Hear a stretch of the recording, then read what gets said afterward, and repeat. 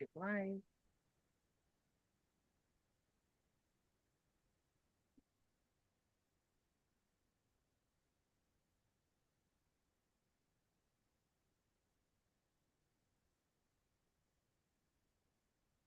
Taking its own sweet time, probably because of the title. All right. Right.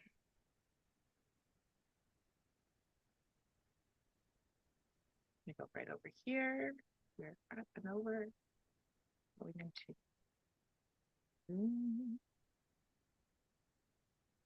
oh yeah.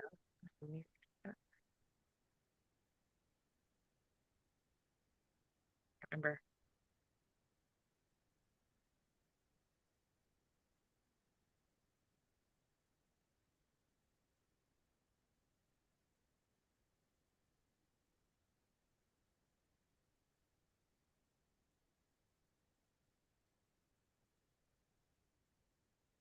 That's I think I made it from there, right? And then I can keep going on.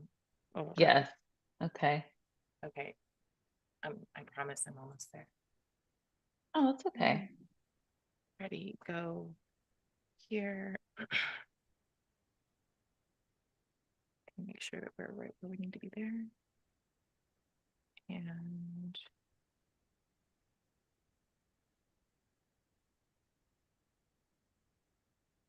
I'm just sharing 2 more places and then we'll be good to go. Okay. Sounds good.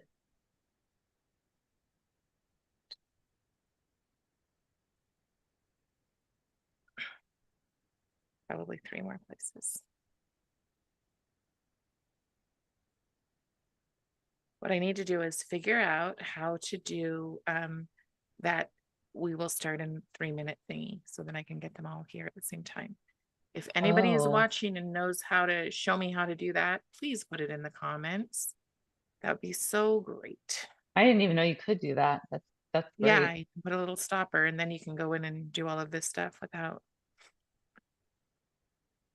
Awesome. Okay. I'm not going to be able to get it there. If anybody is on Stop CRT, please put this there as well because it's all the same thing. And we will start. So good morning, everyone. Welcome back. Happy Saturday. Today, we're going to talk about the not so happy things that are going on in our schools with starting with Paulo Freire.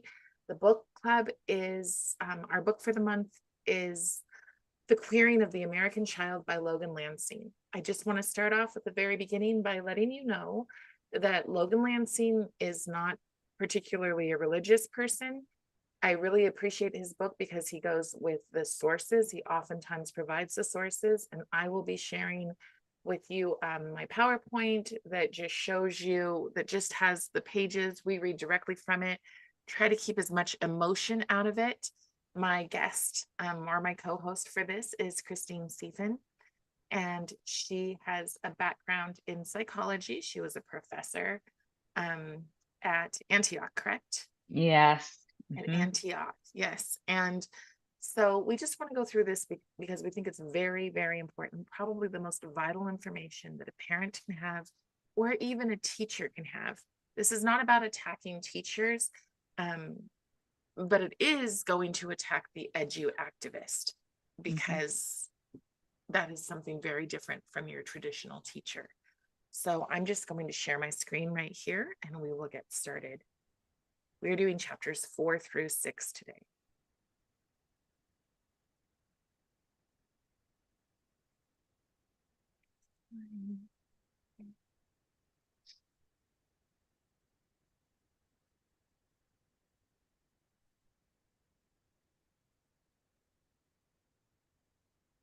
So awesome. Liam, can you see everything here? All right. So we are going to start with talking about Paulo Freire. And I wanted to do that part relatively quickly because I've talked about him quite a bit before, but he's really kind of the head person. If you don't understand who Paulo Freire is, then you really don't understand what's going on in education. So on this page, Paulo Freire is the titan in the field of education. He's a Brazilian Marxist educator And his influence cannot be overstated. Hmm. You will find his influence in every nook and cranny of US education, from how teachers are trained to design and implement curriculum to how schools now discipline students, and that's called restorative justice. Paulo Freire argued that the normal educational practices literally deposit society. Let me just let somebody in. Paulo Freire argued that normal educational practices literally deposit society with all its oppression and dehumanizing. Oh, goodness. To accept and reproduce unjust status quos of society without question. So what he means by that is that when we think of education, and some schools still do this, particularly charter and private schools, when young children are in school, say the elementary age children, they are taught to basically accept information. So we teach them basic things like 2 + 2 = 4. And that's a fact. And maybe we throw 2 apples on the you would draw a picture of 2 apples, and we'd draw a picture of 2, I don't know, bananas. And we show them how many pieces of fruit, and we have them cut it. And that's a basic fact, that 2 + 2 = 4. What Paulo Freire suggests is, what he believes is that that's just teaching normative. So it's teaching the exact same system that he believes should be dismantled. And so then education needs to become something very different. And it says, I can go down a little bit. Oops, that's it. Okay. Freire claimed that the true purpose of education was to help learners cast off their quote unquote magical consciousness and push them to develop consciousness. Critical consciousness is the belief that one must read socio-political conditions critically and take action. So what he believes education's only purpose is to create activists. Its only purpose is to make people look through the world critically, but not analytically. Do you have any thoughts on that, Christine? Yeah, I think it's important because we talk about critical thinking in other terms in other contexts, and it's like, yeah, we should all be learning critical, thinking skills, but that's about taking ideas and different, theories or different things you're learning and thinking about whether you agree, whether you disagree, what's evidence to support it, what evidence does not support it, and take a position. That's kind of, and even college, one of its main benefits is that that's what it was supposed to help you do, is because we have to make decisions on our lives on a daily basis, and then bigger ones, of course, for our future. So that word critically in this context is completely different than what it means to be critical thinker. Critical theory is more about studying the oppressive dismantling society and the oppressive components, which are pretty much everything, that keep us from achieving our goals, so that eventually, once we dismantle those, we become an equitable society. That means the same outcome for everybody, regardless of one person's merit, regardless of one person's, access to resources, regardless of one person's lack of trying versus trying. The idea is that at the end of the day, the outcome is equitable. And again, these are changes in words, just in phrases that we all know, that are ever so slight and mean completely different things. And that's what's hard sometimes to get through or to kind of conceptualize. And that's all done by design. Right. It makes parents not even question, because they Yes. say, of course, I want my child to be a critical thinker. But you also have to think about young children. I was in a kindergarten classroom yesterday, and young children have no concept of critical thinking. We spent an hour teaching kids how to open a folder and put their homework inside of it, because they're little and they're only learning everything that they hear, they believe is truth. So we can talk about what this means for the college age person who hopefully has some sense of being able to think for themselves. but this book really focuses on K-12, Mm-hmm. and K is kindergarten. So what this means in layman's terms is that someone who has critical consciousness believes that everything in society is designed to oppress them. And they are only and the only way to see the truth about the world is to become a Marxist who practices critical theories. That is the only acceptable way. And as we get deeper into this, you will find that that's not a joke. And you will also find that that is even in our local schools, that the only acceptable way to see the world is through a Marxist lens and to practice critical theory. I think that this line down on the bottom, people who have critical consciousness are religious fanatics, and they are, excuse my language, I'm just reading here, they are hell-bent on breaking society and steering us towards the end of history. You know about cults, Christine? Absolutely. And I know that when we first reviewed the first two chapters of this book where cults were discussed, we talked about this a little bit, but that cult, sort of the idea that um, if you step outside of that cult, if you choose not to believe what those people believe, if you choose a different way other than the Marxist way, you are ousted from your society or your community. You're ousted, you're completely isolated. And so that draw to be connected and to want to have connections with people can override somebody's ability to actually step outside of a cult or to turn and head the other direction, because there's no room for questioning. And in critical theory, there's no room for questioning what the Marxist belief system is about. It's hard to leave because we don't want to leave something that we've known. You make friends at school, you want to come home and, tell your parents about friends you've made and do all these fun things. But actually taking your kids out of the environment is very difficult to do. It's important, but it's also extremely difficult. That's very cult-like in its nature, that your child, if they do not assume the same belief systems, they're not going to be welcome in class. They won't be welcome in their peer group. And that's one of the most important things that's happening for children in school, K through 12 especially, is the development of friendships and understanding what those mean. So it's very scary, I think, to think about the cult components of critical theory in general and what it seeks to do. Right. And especially as we move down, when we start to wrap up today, we'll talk a lot about social and emotional learning. We talk directly about CASEL. Again, something that is definitely here, something that many of our administrators have said, we love it. We are all on board.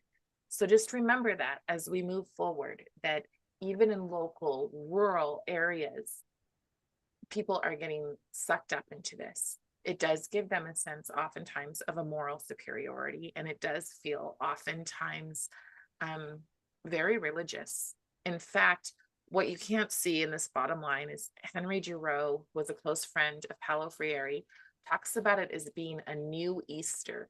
And he talks about old ideas being being destroyed, old values being destroyed and replaced with a new arising, and those old ideas. And he is very specifically talking about the Christian faith here.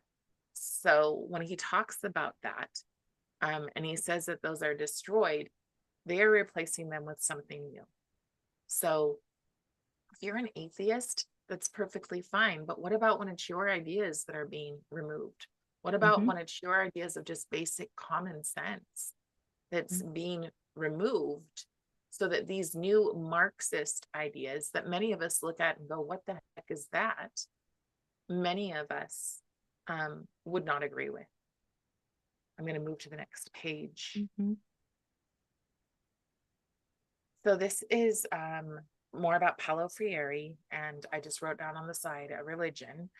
The pedagogy of the oppressed as humanist and liberation theology has two distinct stages.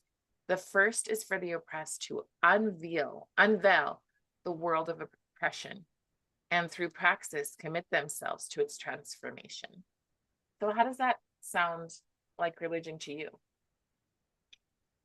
I mean, It absolutely sounds like religion. I'm just wish I had put on my glasses here I so I know could go this is a back. terrible one. I get No, better. that's okay. No, that's okay. Um, so I think that there's the idea of transformation exists almost in every religion. And I think the use of that word or that idea of transforming oneself, I think in general, I mean, if you look at Christianity and the umbrella of Christianity, what falls underneath that, our opportunity to, transform into a spiritual being that has faith, for example, that's part of a transformation. So this kind of falls in line with what you would expect from religion, which is something that is transformative or can be transformative. It's supposed to be transformative in its own way. Um, But this is and like darkening it because this is, regular yes, religion has the redemption arc. It has the yes, you join it yes, for a sense of hope. yes, Whereas in the last page, they talked about an end of history. yes. So Well, it's the problem is that with this particular ideology, there is no end, there's no end there's no perfect ideal world that you end up reaching. No matter right, what, as we're living and breathing human beings walking this planet, it's always going to be present. The oppression, the racism, all the isms.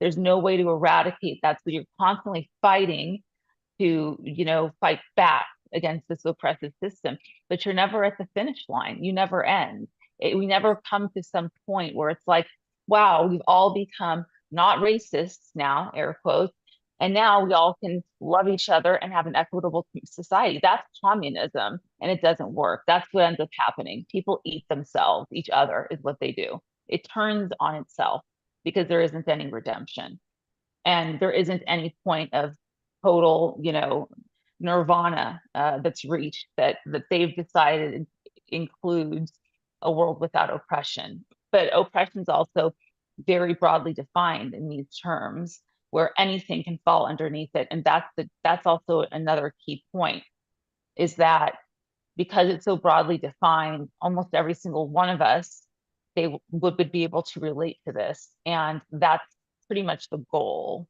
is to right. get every single person in the web of continuing on this particular narrative, so to speak.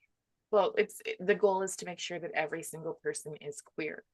Yes, They start with the low hanging fruit, and yes. their Which goal are is the to make sure kids. anybody existing, Yes. well, not just the kids, the minorities, The minorities also. disabilities, as we Yes. talk about, right? I mean, there's so much. Let's move to the next. So, in the second stage, in which the reality of oppression has already been transformed, so against the reality of oppression, even if you don't feel that you're oppressed, somebody's going to teach you that you indeed are. And Yes. after that sense of oppression has been performed, then this pedagogy ceases to belong to the oppressed and becomes the pedagogy of all people, Mm-hmm. becomes the praxis, it becomes what all people must have. And that is the process of permanent liberation. Do you want to be an activist every single day? Do you want that to be your utter existence every single day? Because that's really where we're headed with this stuff. Uh-huh. Absolutely. And angry. What comes with activism is a lot of anger. Right. It's projected anger, it's rage, and that is fueled. Okay, that fire is fueled by all of these ideas. And they mean to destroy society as we know it. That's what they mean for us to do at the end of the day. Yes. The Starting with riots of 2020 and the summer of 2020 was a very good example and a very good microcosm of what all of this is supposed to be leading toward, right? Set the system on fire, literally. Your houses, your churches, your communities, your schools, everything on fire because you are being oppressed and your power is being taken from you. The way to do this is also quite violent, whether the language is violent or the activity itself is violent. You can be an activist and be a kind human being, but this is not the way that activism works under this model. It seeks to bring all of that anger up in you and for you to use that rage to then go out and destroy. Absolutely. Yeah, a constant living in a place of rage is really, Hmm. Hmm. you want to talk about unhealthy, right? The Yes. hypocrisy is insane to me. I'm like, Yes. you want to make, I think this is one of the last really awful ones in Oh, terms that's okay. I of, okay. I have my glasses, but they're in Okay. another room. That's okay. Um, Go ahead.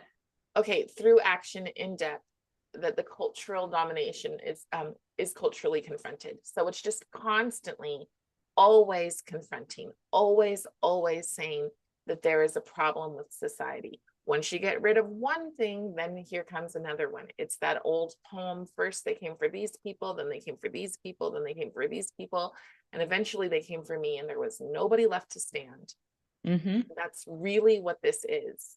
Hmm. So, oh crud, I hate that I have this little line here that says you were screen sharing. Okay, his method is simple. Um, Literacy lessons become meditations, which is to say that critical Marxist interpretation, that is, academic material, becomes an excuse to talk about radicalizing political issues on critical Marxist terms. So education becomes any education, and we'll talk about it in terms of a math lesson, but any type of education becomes a means to an end. Hmm. That's really it in a nutshell. Again, this book is Logan Lansing's The Queering of the American Child. If you can't see um, everything on the pages, I highly recommend getting the book. You can get it in Audible, or you can get it, of course, in hard copy. Yes, And and it's very digestible, even if the concepts are new to anybody. I think he's written in a very digestible fashion, so it's yes, easy to understand, I think. yes. So here, I'm just going to skip down. The explicit goal of Freire's method is to motivate learners to become awakened, i.e., woke. Whoa. This is the whole woke thing. The whole goal is to make sure that Yes. you are staying woke. Yes. Remember, if you don't know who that is impersonating, well, she's running for office. So there you Yes. Yes. go. That's fine. So the explicit goal of Freire's method is to motivate learners to become awakened revolutionary activists charged with denouncing everything, and in doing so, announcing the prophetic vision, again, religious speak. And these are quotes. So in doing so, announcing the prophetic vision of the communist utopia. Let's see what I've got. I'm going to skip because it says, nope. So radical transformation of society, merely rebellious attitudes are insufficient, though they are indispensable. So these are our children. Look at these precious kids that we've got that we want the world for. And just having a rebellious attitude is simply not enough. It is, as they say, and I'm quoting Freire here in 1998, merely rebellious attitudes or actions are insufficient, though they are indispensable response to legitimate anger.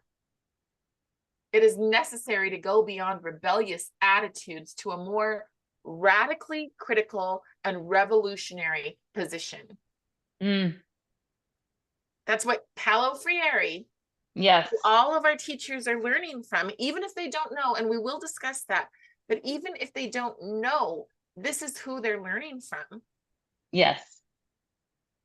It is necessary to go beyond rebellious attitudes to a more radically critical and revolutionary position, which is, in fact, a position not simply of denouncing injustice, their version of injustice, but to announcing a new utopia.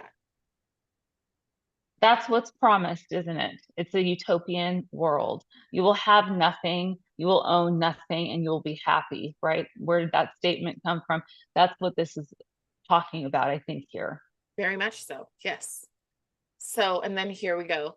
This Easter, which results in the changing of consciousness, must be existentially experienced. The real Easter is not commemorative rhetoric. It is practice. It is historical involvement. The old Easter of rhetoric, this is their words, is dead, with no hope of resurrection. Christianity is dead with no hope Yes, of resurrection. And now we bring on wokeism as the new religion. because where's the hope? Wokeism's going to promise a false sense of hope. Yes, And once you've destroyed hope in every other way, and you've destroyed hope in religion, you've destroyed hope in every, other kind of scenario, we're the answer. We are the answer. Us wokeists are the answer, and our particular ideologies are the answer. That's what brings salvation. Salvation that you are not, receiving from your religious, right, practice, which is dead, essentially, as he's saying. It right. no longer is. Well, where are we Well, going to go for that? As and humans, we want that. how this plays out is that um there are people who will believe that they are woke, will join woke causes, will, become allies, and then one thing they cannot agree with, and then they become the excluded one, Mhm. right? And so in terms of that utopia, and that's what it means to constantly destroy it, is that we're not talking about destroying people like me who are 100% not interested in the woke movement. They're talking about people who are 80% involved, but Mhm. it's never enough. And then Mhm. once they get that one group, then they look for more, because once you are taught to live in a sense of constant rage, you can't turn it off. It's not like Mhm. a light switch. Okay, I've done enough. Now I'm done. Mhm. There isn't that. And Mm-mm. that's why we find a lot of people will reach out to us for Yes. critical therapy antidote. People reach out to me privately because Yes. they're like, what happened? I was part of this group. We have a group here called Mormon Women for Ethical Government, and they will struggle session you. If you disagree, you are completely removed off of their lists. And then those people find themselves so alone. And that's the thing, is that this stuff has no hope. It Mhm. literally is a religion of resentment. Mhm. Okay, next one. And again, friends, this I'm reading this directly from Freire's 1985 book, and this is on page 123, where he Mhm. talks about a new Easter. Mhm. So, and I learned about Paulo Freire from a local teacher who suggested that I read his book. Okay. Oh goodness. Once again, can you see it? Because I've got the little you are screen sharing thing there. Okay, Yeah, I can. go ahead. Let's say critical For your areas, do you want to start? Or with the with the green? Okay. And critical educators believe that the only way to reduce inequality and achieve social justice is to push kids to develop critical consciousness and become political activists. that's their only way, is to push our children into what they want for our children. And critical consciousness is sort of a state of being where you're constantly, if you're constantly looking for what is it that needs to be dismantled. It's a Yes. state of reflection, but it's reflection that's not internal on your developing oneself. It's a reflection on the community at large, the society at large, and what it is that's wrong with it, and where you're going to take personal responsibility as an activist to not only be an activist, but also recruit others in changing it. That's what this critical consciousness is about. It's about spending time reflecting externally. And where do I see the problems? And where do I see oppression? Where do I see that I'm being oppressed? Where do I see that I might be oppressing someone else? And then it's also recruitment into the cause. Okay, how do I grab people and waken them up so that they're woke, okay, Right. and move forward with this plan. Right. And so Paulo Freire's work was eventually welcomed into the heart of North American academic educational canon. And this was done by Henry Giroux, who was an avowed communist. So that's how it got into our schools. Mm-hmm. Mm-hmm. So educators were to completely abandon what US education once was, which was already heavily influenced by social reconstructionists in favor of Freire's prophetic vision. Education was now more about social engineering than learning, more about addressing quote unquote inequality than imparting knowledge, and more about critical social justice than reading, writing, and math. So, I've said this before on probably, I don't know if it was your podcast or not, but when I was a child, I went to private school, but when I was a child and up in the Bay Area, Northern California, they took the word God out of the Pledge of Allegiance. And I remember I might have been 8 years old, if that, 9 or 10 maybe.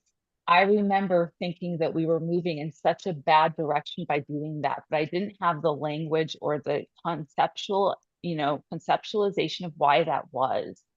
But I knew something about that was unpatriotic. I knew something about that was negative. It was the beginning or the start of seeing some negative things happening where uh, I couldn't describe it, but I could definitely sense that something was off. And I don't know why this particular passage just kind of reactivated that memory in me.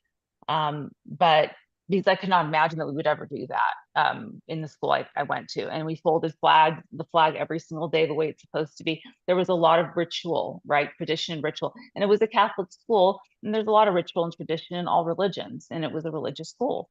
But that removal, for some reason, as a kid, just got me to thinking something here is going way wrong, and I don't know where it goes from here. I just couldn't describe it yet, and this happened to just trigger that memory. right. But I guess because it's talking about was already heavily influenced by the social reconstructionists, I guess that's what triggered Well, and thinking I even think back then. I think that it's just, well, and we were graduating around the time when this stuff started coming into school. Yes, But it came in much more subtle than it is now. After 20 correct. came in, they're just like dump it all at us because Yes. we're not going to fight back. I don't know what they think, but something. It was just crazy. Yes, it was just start. I mean, and we're talking about 30, 35 years ago. And Right. that's about, I mean, we're similar in age, so Yeah. that's about the time. Right. Okay. So culturally relevant teaching. That critical pedagogy went mainstream in children's classrooms. This was with Gloria Ladson Billings. So Gloria Ladson Billings was a Marxist educator who popularized culturally relevant teaching, the other CRT. It is one of Freire's direct theoretical descendants. So here's the deal. I saw in a classroom 3 books on culturally relevant teaching, again, in my rural area. The reason that I was subbing in the classroom was so that the teacher could teach this to other teachers. This is what their training was while I was there. Hmm. Wow. So, yeah, How did you handle that? that's the time when I took the pictures of the books in the classroom. So I took Ah, a picture of those 3 books that were uh-huh. on the teacher's desk, and was no longer a substitute teacher. I understand. Okay. Because I know I would have had such a strong reaction myself, just thinking about going in there and Well, it was the knowing first exactly time, what they're doing. Yeah. and that was the thing, is that I went into these schools because I wanted to assuage my fears. I wanted to believe what I was being told. And we will read about how and why um, administrators are lying to parents. Yes. So, but I wanted to believe, the good. And then I walked into Yes. a classroom, and that was the first time I'd heard, oh, wait, so critical race theory has another name, and that's culturally responsive teaching or culturally relevant teaching. Mm-hmm. And so I started digging into that. So Mm-hmm. Today, now this is the tricky part. Many of today's teachers and administrators have no idea that they are being taught by Freire because Mhm. they've rebranded, right? Yes. There's a lot of teachers who, if you said, we're going to teach you from a communist viewpoint how to Right. teach our kids, they would say you're out of your mind. Yes. So I almost said freaking, nothing worse. But Right. but there's a lot of teachers who would say there's no way I'm doing that. And I respect those teachers, but they don't understand that this is literally what they're being taught. They Yes. are being taught culturally responsive teaching. Yes. Carrie, they always sneak it in. Oh, you're They- there. They don't announce. Oh, you didn't know? You couldn't No, see me? I didn't know that you were. I can't tell if you're still there. I couldn't see you, but yes. Okay. Okay. Yes. They always They sneak it in. Keep going. They don't announce, hey, we're here. Marxism is here. We're doing this fun thing. It's Right. called Marxism. They don't announce it. They just sneak it in. But don't you also think there are some teachers who don't even know that like they go to a training, they learn this new idea that is about empathy and being more welcoming to more students, and they go, oh, this is wonderful for my toolbox. See, that's what I was going to say, is that this stuff is all wrapped in a pretty bow. When you actually think about those words, culturally relevant teaching, there's something that sounds really positive about that, though. There's something that sounds positive where you're being attentive to how we all come from different cultures and we all come from different backgrounds, and here we are together, and let's learn from one another and let's learn about different cultures. That's the way that it's packaged. They're very good at using language, at weaponizing language, or hijacking language, I should say, for their cause. They're very good at that. It's not very direct. So you hear something like that and you're like, oh, cultural competency was what they were talking about in psychology school when I was studying to be a therapist, long before I became a professor. And I thought cultural competence, oh, I understand. We're supposed to be learning that we don't infringe upon somebody else's cultural, experience or viewpoint. We want to be there as, a place to learn about it. That's the thing that bothers me the most, is the hijacking of the language, so you don't understand what it actually means. Exactly. I agree Me with both. too. Oh, go ahead, Elizabeth. What were you going to say? No, I said exactly. I was just agreeing with her. That Yeah. hijacking the language just really bothers me. Right. So what bothers me as the minority is that you think that this is important. So it really does. I'm That's a good sorry. point. I want my children to go to school, Yeah. and I want them to have the best education possible so that they can compete at a global scale. Yes. I don't want anything watered down for my children. It Right. doesn't mean that I don't want to learn about different cultures. It means that if you think that everything that you need to approach the teaching of my child in a careful way that doesn't offend them, you're teaching my child to be a narcissist. Yes. You're teaching them to be consumed, and that it has to be all about them in order for them to be capable of learning. No, Yes. some things are simply true, and our kids should learn those things. So it doesn't. That's true. That's where I am just like, that's what frustrates me, is that you think that that's why people send their kids to school. And especially if you think that that's why hardworking immigrants who have come to this country to give their child a better opportunity and a better chance than that they've had, you're simply wrong. Most Oh, yeah. That's not what they want for their children. No, my parents didn't want that. I'm first generation. My parents are Right. immigrants. This is absolutely not what they wanted me learning in school. They wanted me to learn in school how to be, as you said it perfectly, attain the skills and the knowledge to be able to be competitive in the world and to be able to go for the jobs that I wanted or go for the profession that I wanted. They wanted us to actually have an education. The other stuff was a side note, if you will. Well, and they've had like clubs for after school so that different groups can go, like Jewish Community Center and things like that, so that you can learn about your culture. Sure. But that should be a parent's prerogative, and it definitely shouldn't take up the time of regularly teaching, of giving our kids that ability to compete. or as my friend who runs a private school says, or the ability to sit at the table. Mhm. Yes. And I have a Mhm. family member who's a special education teacher, and she teaches in a part of California that's very red. It's a very conservative area, and it's full of immigrants. Most of the people that live there, it's like 53 or 54%, are immigrants that have come here from various places. It's a farming town, it's a farming community. So there's a lot of agriculture. Those parents, half of them don't speak English, and what they want for their kids is to learn English, to learn proper math and skill set, read and write, and everything that they need to do to be successful. That is what they're working for. We're Right. here and we're working our rear ends off because this is what we want to give you.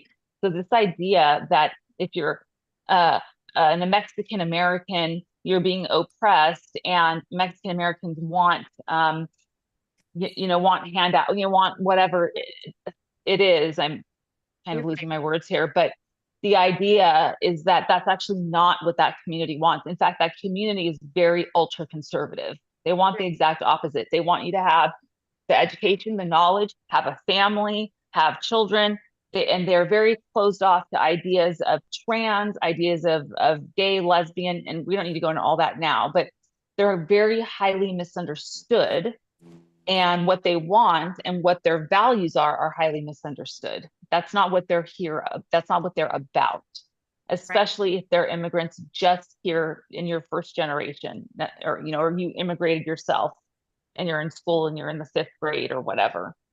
right. So back to Gloria. Her education left her convinced that teachers could only be successful in liberating their students if they were equipped. Of course, I cannot see. Okay.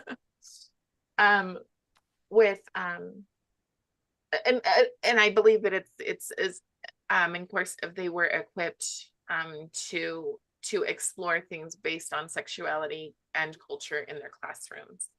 And again, who you are attracted to, what you identify as, anything else should be left out if you want to give kids the best possible outcome. It does not mean that we're cruel to children. It means that our job is to get that information into their heads. That's right. And they're doing the same. They're getting that information into their heads, but theirs is for an ideological purpose, not necessarily rooted in truth, because they don't believe in it. That's right. So she developed her theory. Sorry, go ahead. Oh, so I'm all the way at the end of the book. I'm about probably 5 pages from finishing. Oh yeah. And so I'm reading the James Lindsay's Afterword. It's heavy. Yeah. I bet. My main thought from that is Marxist theology is difficult to wrap my head around. And then I asked why. And it's because it's nonsense wrapped up in intellectual jargon. That's so good. Yes. It's I definitely feel that stupor of thought while studying this. And I believe a lot of people have been duped because it sounds so smart. Yes. They feel like they're enlightened, right? It's that way of knowing. Well, we are the experts, is often said. And they feel really good about being the experts. Okay, I'm gonna go back to her. She developed her theory of culturally relevant teaching to address multiple domains of oppression, not just economic class. And once again, I cannot see because the line is in front of it. Can you start with the green? Yes. Okay. It is meant to address the cumulative way in which multiple forms of discrimination combine, overlap, and intersect in the lives and experiences of students. The culturally relevant teacher's job is explicitly given as to develop a critical consciousness in students, teaching them how to use a Marxist socio-political analysis to understand how their cultural identity, race, sex, gender, etc., and lived experiences, in quotes, are excluded from classrooms and society. So it's always a way to find out how a person is a victim. Yes, that's what that critical consciousness is about. Yeah. It's not this, self-reflection about, you and how to be a better person and how to attain things in life that you want and the development of oneself. It's about what has the world done to me? What has the world done to others? That's a critical consciousness that they're hoping to instill, that that's really a constant in the back of your mind. And I think the big important takeaway is that it's not often rooted in fact. Yes, Yes. It's rooted in its opinion. it's opinion, it's interpretation, it's perception, and I mean perception. It's not it's not a fact necessarily at all. So now we're talking again about what school administrators and teachers have been trained. So culturally relevant teaching is now considered an essential practice, not an optional, but an essential practice for eliminating achievement gaps between student groups. They're lying. I want to not be opinionated here, but there's a woman that I love, and her name is Catherine Burbelsing, and she is called the strictest headmistress. In her school, she bans woke teachers. Oh, I love it. Her school is in the inner cities of London. And it's called the Michaela School. You can look it up all over on YouTube. This is a school where kids really have no opportunities outside. Inside those doors, they are just pummeled with facts and information and work and homework and all of these things. And then when they graduate, most of those children go on to higher ed in the Ivy League schools, which, I'm not thrilled with the Ivy League schools, but to go from nothing to have opportunities in the Ivy League schools, because they don't do this, because they refuse to put this into their classrooms. So what was the name of that school? It's called the Michaela School. Michaela. It is an awful lot like a certain school that we know about, Elizabeth. So Elizabeth and I work at the same school. So, okay. So culturally relevant teaching is now considered an essential practice for eliminating achievement gaps. Yep, you betcha. You know why? Because you're not allowed to achieve.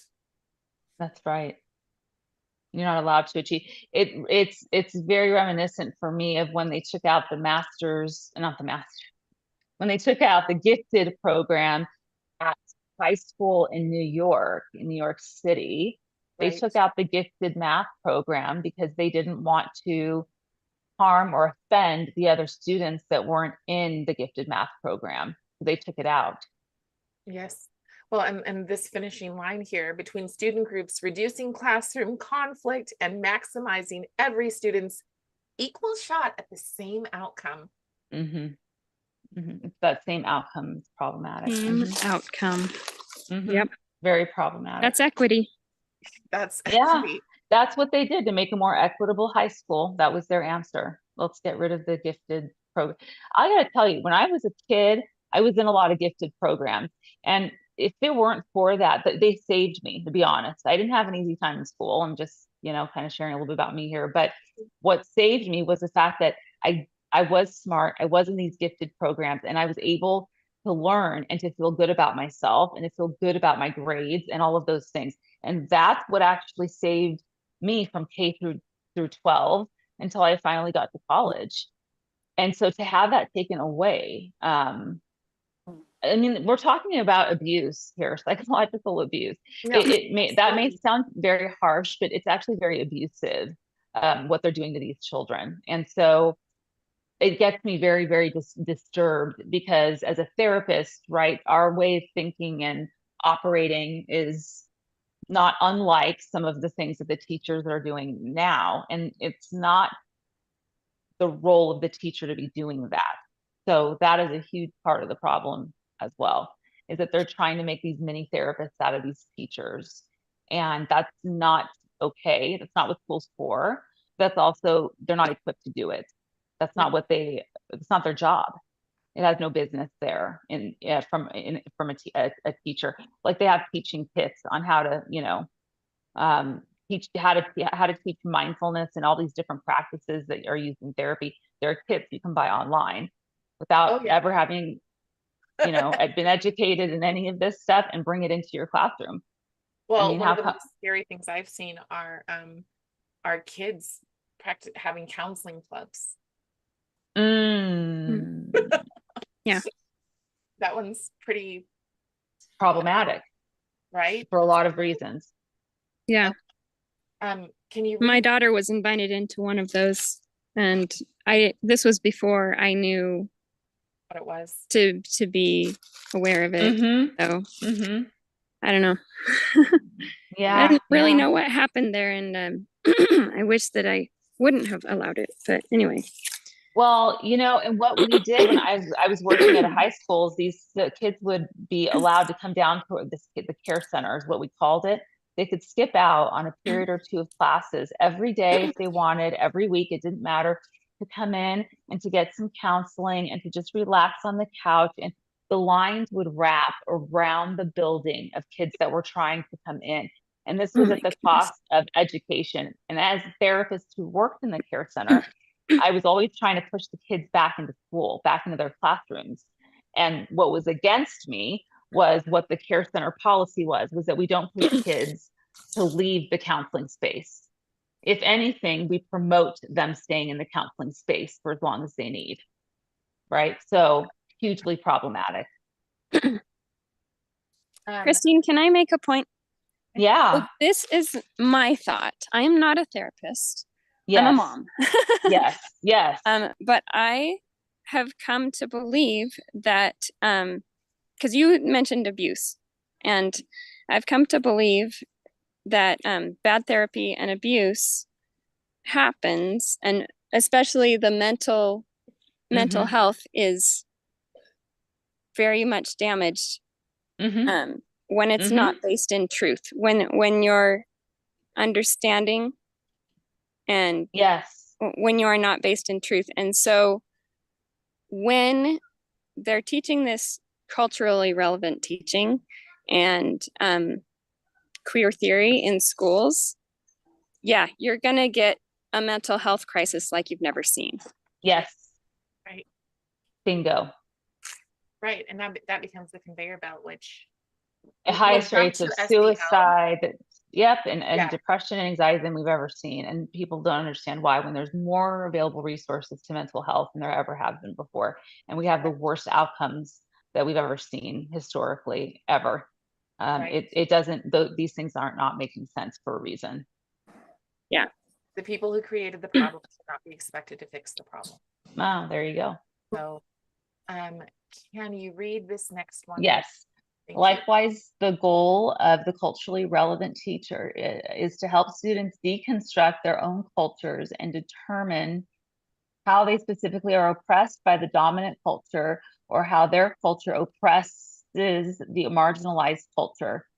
After modeling the deconstruction, the culturally relevant teacher's mission is to empower and inspire the students to change the dominant culture through social justice activism. Her job is to push students to develop critical consciousness.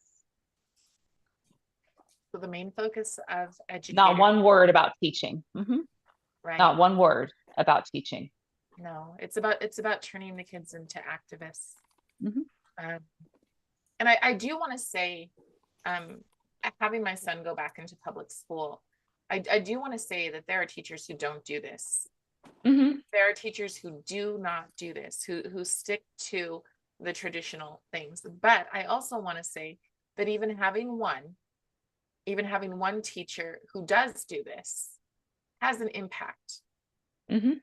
It really has an impact. My son sits around, looks at his classroom and thinks, wow, I feel really bad for the kids who don't know any better, because they're just drinking this stuff like Kool-Aid.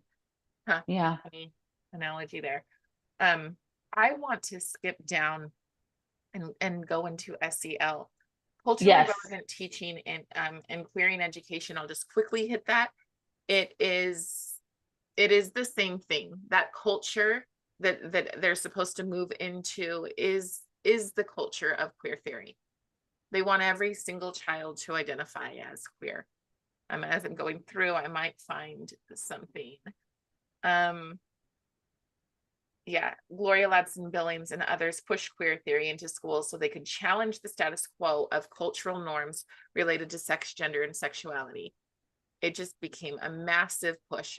Said another way, culturally relevant teachers need somewhere to turn to figure out how to handle the culture of sex, gender, and sexuality in the American classroom.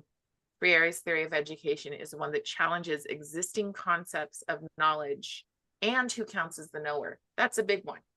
Mm-hmm. So we're only supposed to listen to the people who have these ideas. Mm-hmm. And then I highlighted with the big orange, queer theory is entirely concerned with analyzing and abolishing norms. That's all critical thinking is now. Mm-hmm. Analyzing to abolish. Mm-hmm. Okay. I want to get to SEL. I'm really, yes. So activists began querying not just the school curriculum, but school policies and procedures, all under the guise of becoming more culturally relevant. And then I guess here's a good one. All teaching is political. Our children now attend culturally relevant, diverse, and equitable, sustainable, and inclusive schools. They are all attending schools that push them to develop a critical consciousness. Queer Marxism is practiced in nearly every school in America today because Marxists captured US education decades ago. That is huge for people to understand. I mean, huge. And like we because said, this didn't just show up in 2020 where no. it became on blast, right? This has been around for decades. It's slowly but surely crept in. Yes. So we're moving into chapter 5, the queer classroom. The queer theory literature describes inclusion as a journey without a destination, a range of possibilities without closure. So when queer activists say a space is inclusive, they aren't describing a static state, normally interpreted to mean everyone here is included, respected, and valued. Inclusion, like many of the practices of queering, is a never-ending practice. Inclusion means that you have to push out anything that someone finds offensive. Yes. So, and this is the tricky part that a lot of people might want to tune out on and feel like, oh my gosh, are they attacking disabled people? First off, we're only talking about what's in this book and the evidence that he's found. We're not attacking disabled. In fact, I get really frustrated because I find the same things that they did with Blacks, they're doing with disabled. In fact, in our school, at the state level, when they were going to talk about defending DEI, the first thing they did was brought in a bunch of disabled kids and tried to draw a connection that to be disabled and to be Black were a similar experience. I'm sorry. That's sickening. That is so. It's very bigoted, and it was upsetting, and watching like my jaw dropped because I just sat there going, Sure. It is not a disability Horrifying. to have brown skin. It's horrifying. You know, and we cannot diminish the needs of a disabled person. But when we start saying that everything is a disability, because that's yeah, that's what ableism is about. And with everything being a disability, then they can justify all the crazy stuff that we're about to jump into. Okay, I really want to find SEL. If you guys know exactly where the page is where they start talking about SEL, that might. I wouldn't say reading I was reading it on my computer, so I don't. Okay. I don't have the hard copy. Okay, to be an inclusive educator means eliminating certain words. Well, here we go. So to be an inclusive educator means eliminating certain What page words. is it? Good question. I don't know. Okay. We'll get better at this. At least this time I didn't have to keep finding repeating the same pages. But to be an inclusive educator means eliminating words, phrases, and categorizations from the classroom while compelling everyone to speak how queer theory wants them to speak. Yeah. Pronouns, compelled speech. Compelled speech, compelled beliefs. Yes. I'm still gonna skip through. I'm gonna make it to SEL. I wish I would have marked it. Yeah. Here's another one. Can you read me the part that says if a If a school administrator, teacher, or student doesn't agree with queer theory, being labeled a bigot is the least of their worries. Many school districts clearly state that queer theory is now a legally protected ideology, and in parentheses, religion. If you don't use a student's preferred pronoun, what I just say, you're not only an immoral animal, you're possibly violating non-discrimination law. That is very true in the state of California. I'll tell you right now. That's true for California. For us, it's a mandate, and you have to understand a mandate is not a law. A mandate does not have to be followed. And we have made steps, our legislatures, good on them, have made some steps to say good. we want a sovereign, good and bad, we want to be sovereign. However, there are clauses within that that say we want to be sovereign unless basically an expert tells us differently. You're still waiting around for those experts. Right? So, queer theory, once queer theory enters policy and classroom practice, it becomes incredibly difficult to weed it out. Queer theory bulldozes its way into classrooms under threat of labeling people bigots and Conservatives. Mm-hmm. The word we don't say out loud unless we're denouncing it. Right. That's the only one. Yes. And you cannot be a conservative and be a therapist either nowadays. Harry, I found social emotional learning. It's Hey. actually in the next chapter. Okay, I'm moving my way through then. Thank Page you. 134, if that helps. I wish it did. The kid cut him down. And It's in queer pedagogy. It's about queer classroom. 20 pages in or something like that. Okay, queer activist. Oh yeah, this is important. This talks about, just really quickly, DQSH, which is Drag Queen Story Hour. And that is a means of fostering inclusion and empathy for schools and communities. But as the author of Drag Pedagogy make clear, this marketing is strategically done in order to justify its educational value. One of the things that I found about, well, the most jarring thing that I've seen about drag pedagogy is that that the goal is not about teaching them to respect diversity, but the goal is to not just create empathy, because most of us wouldn't be against being an empathetic human being. But what it is it's against, or it's about teaching them embodiment. They want to get as much of that low hanging fruit. Those kids who are willing, those little tiny kids who are willing to say, oh, you said I don't have to be a boy today? Okay. Like, they are looking for those low hanging fruit. And after they want to queer as many kids as they can. Yes. And they want every person to be queer eventually. Yeah. So the goal is to induct them into the cult of queer theory.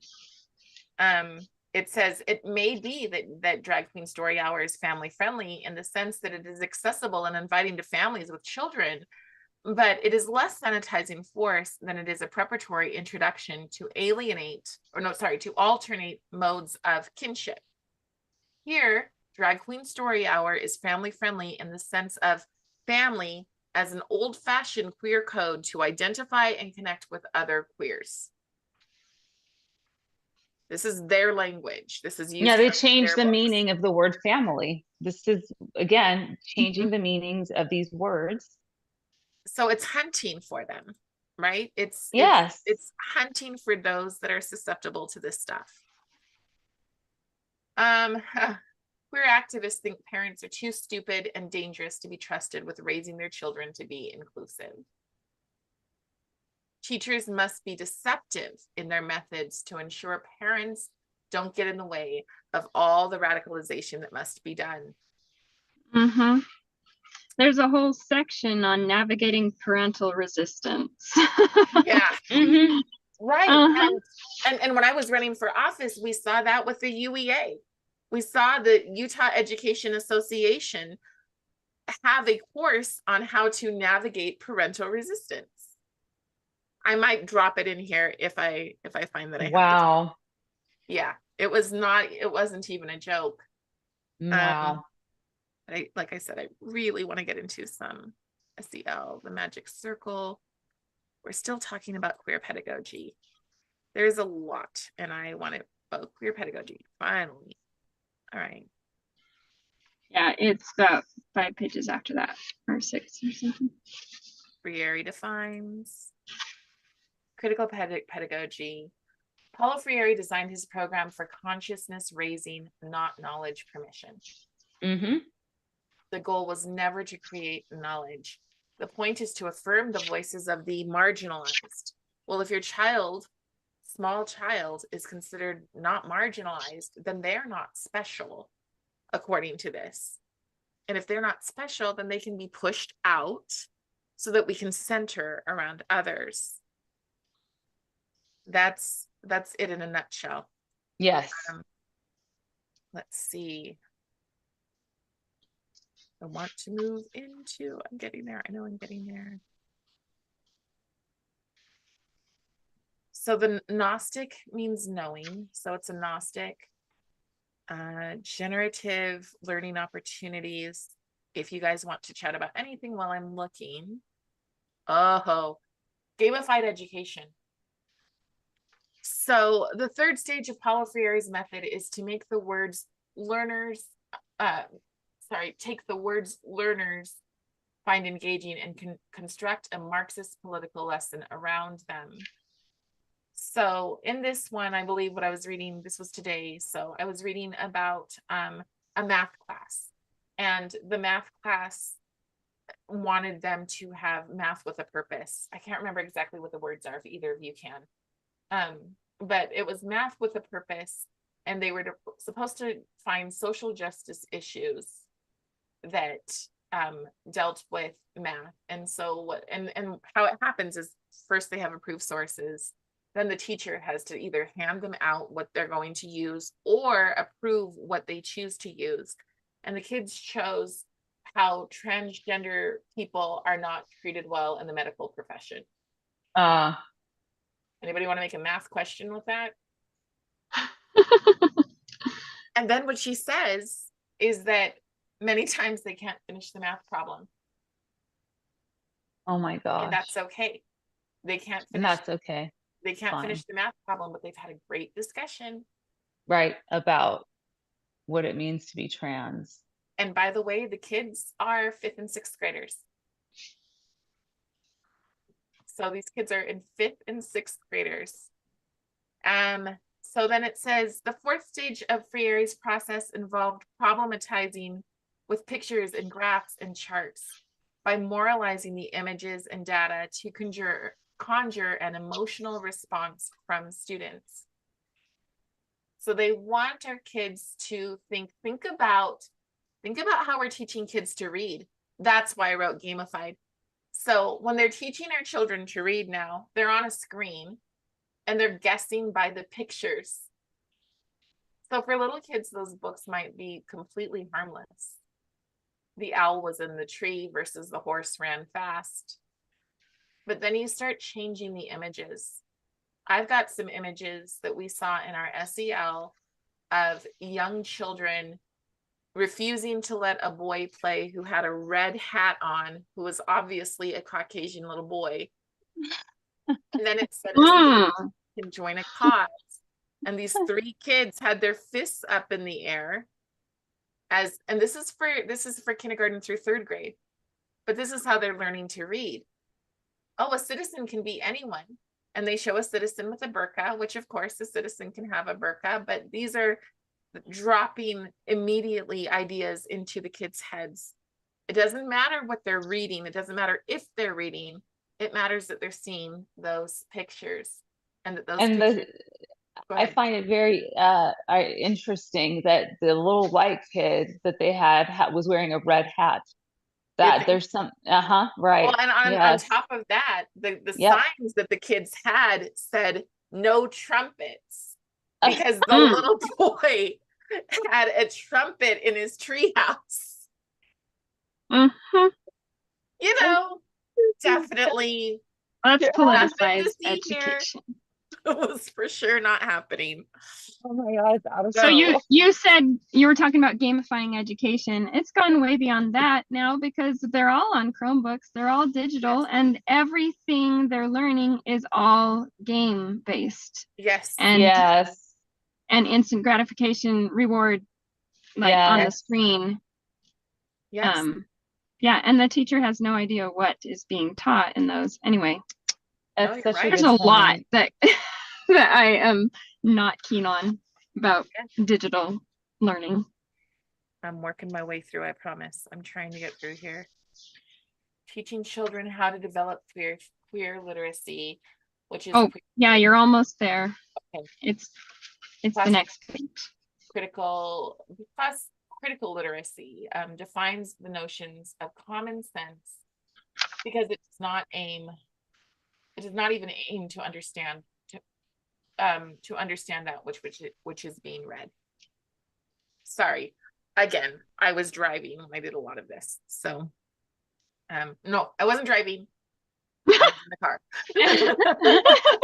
I figured. Okay, we are done. There you go. We made it. Here. Okay. So queer pedagogy, or I'm sorry, crisis in social and emotional learning.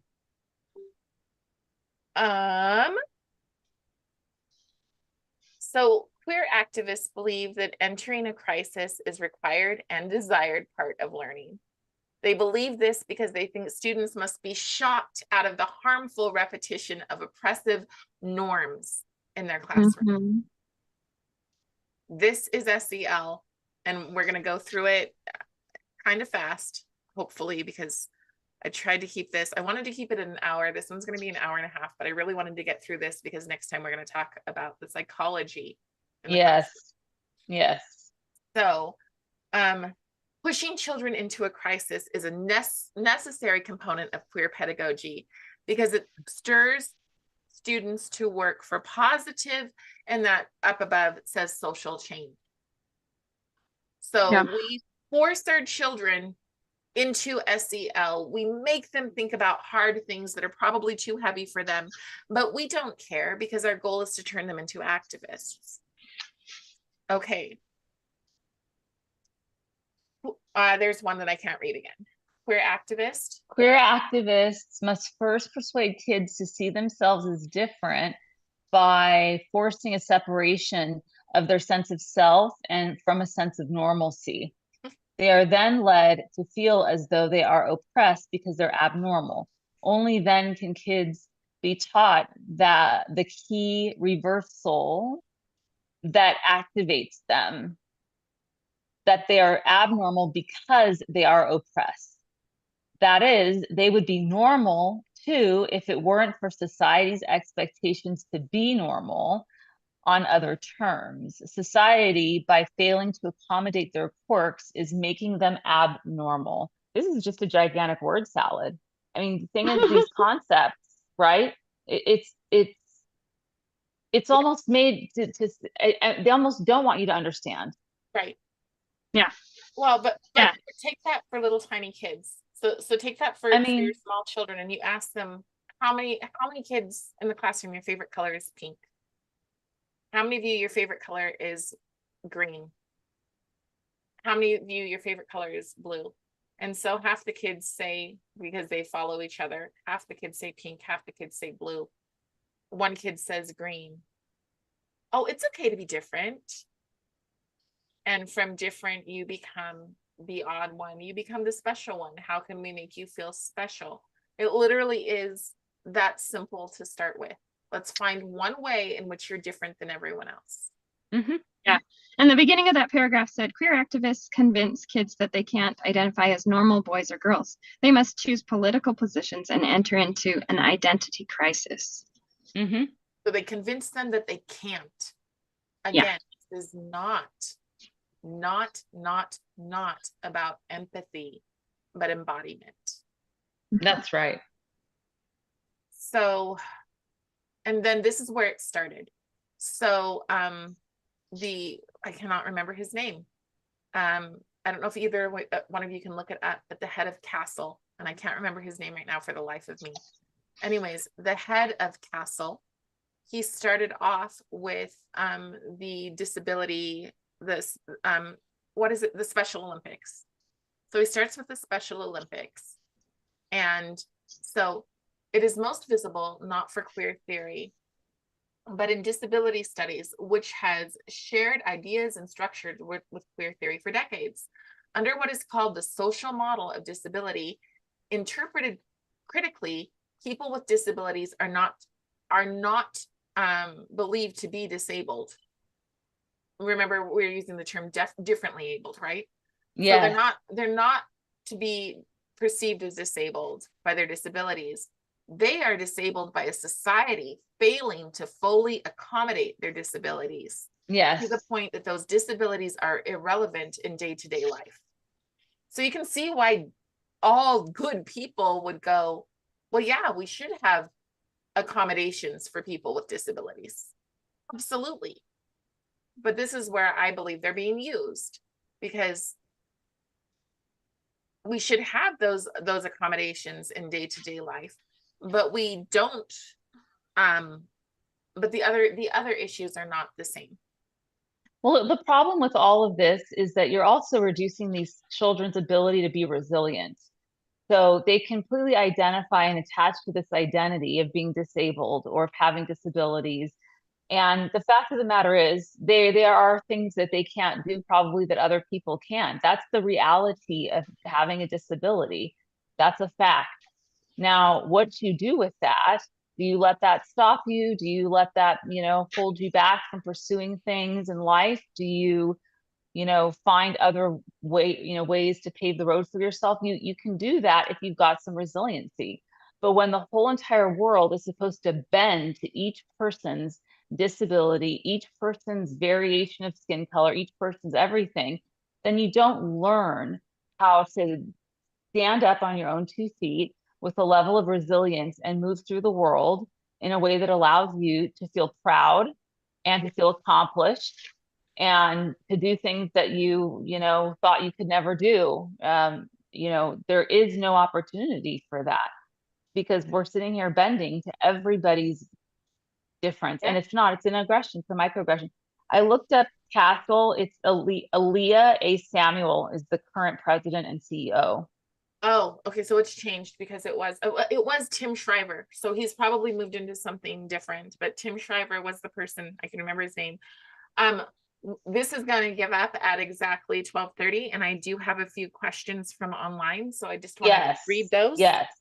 So Hope Cat says there's a difference between teaching kids to be themselves and intentionally teaching them to be weird just so they can grow up to be your personal activists. That seems cruel and manipulative. Yes, it is. It's very cruel. Yes, you guys, I really wanted to jump into CASEL, but with looking at the time, we're going to have to start with CASEL next time and then move. And it actually is a really good flow because CASEL is what has justified bringing in so many counselors into the schools. But that's exactly what it is. The first time I looked at CASEL, I was like, this is abusive. And I had a little earlier exposure to it from being a foster parent and going, why are we teaching the exact opposite to these children? The exact opposite of resilience. There has to be a reason why. And that's because if you have angry children who are reliant on government programs, well, you've got people that you can use forever. So the next one is, why is it always Christianity and not other faiths? Why do they focus on that religion over others? Whew.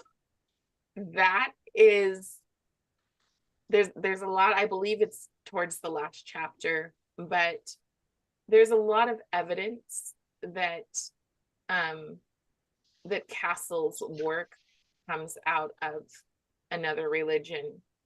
that has very supremacist kind of values within that religion. And I do not want to get deeply into that without reading it directly from the source. So James from Bahia says, yay, Christina's in the house. I hope I said that right, Bahia. And then Susan Smith says, the school counselor at my former school consulted a fortune teller and helper, and her helper was into crystals. What? So, you know, I'm a classical liberal, and I think that people can do what they want to. My issue is when you're turning it on my kids. So when you're turning That's right. on our kids, and also when we don't know. That's Because right. if we know, then we can say, hey, avoid that. Right. Let's avoid that, teacher. Let's avoid that. You know, don't go to the school counselor. If you've got an issue, you come home, you talk to me. From there, we move on to, you know, if you need a therapist, we find one that works. Mhm. We're not going to use the school stuff, which is greatly steeped in SEL. That's And right. my friends, SEL, I have no other term for it. SEL is from hell. I find it extremely disturbing, flat out abusive. And it's really sad to see that so many administrators, there's a lot of teachers who aren't interested in it, but a lot of administrators adopt it. Maybe they adopt it because it's lucrative. Maybe they adopt it because it makes them feel like they're the professional in the room. Mm-hmm. But I also know of schools that have said, we won't touch this stuff because we recognize what it is. And I very greatly appreciate those very few schools that do that. And I don't want to keep you guys any longer. If you have any last thoughts, we have 3 minutes. So if you have anything that you want to say as we wrap up.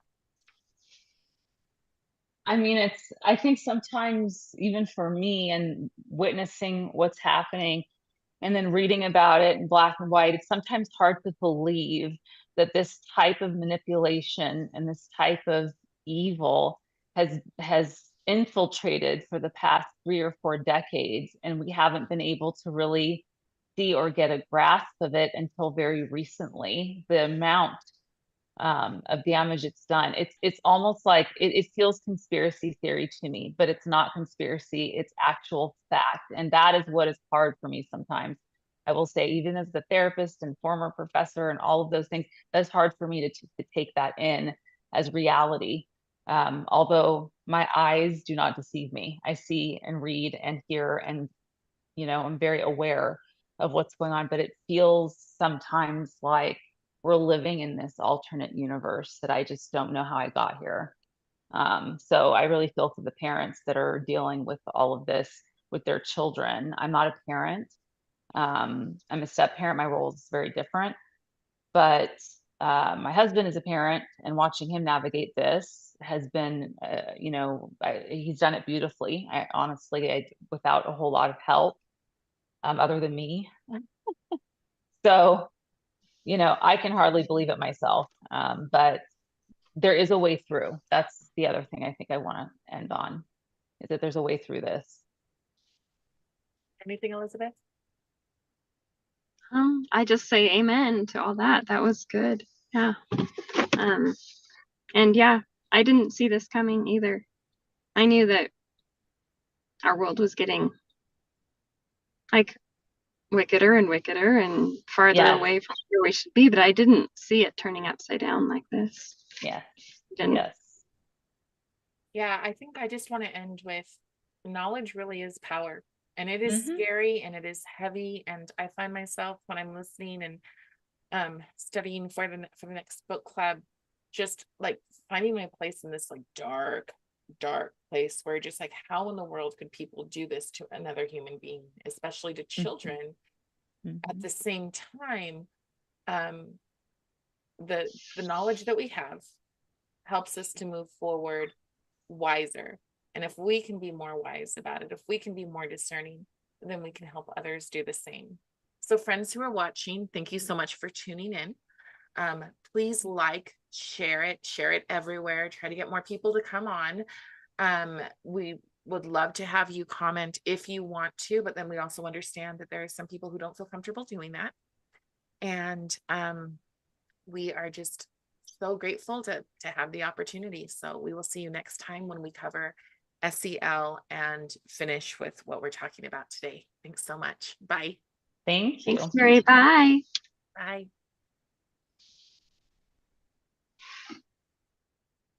Okay, very good. Let me make sure that I got I think I did. I don't know. Like, I don't know if they're still recording there. I don't want to do It that. says this meeting is being live streamed. It's still being live streamed. Yeah. Well, that's not great because I don't see my thing at the end. Okay.